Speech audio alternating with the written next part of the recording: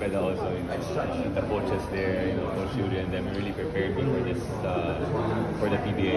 Being a professional athlete, being on time and everything, I think that really helped me a lot coming into this PBA career. And I think I just need to, keep doing what I'm doing, and eventually, hopefully, I'll be able to stay here in the PBA for a very long time.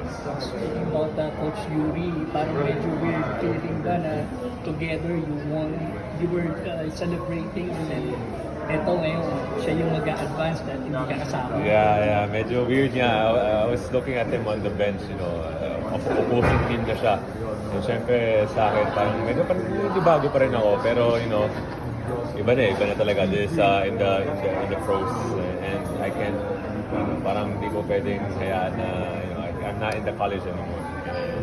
And I think Coach Yuri really took advantage of it. He knows my weaknesses, he knows my strengths, so I think that really helped them a lot in their defensive game plan.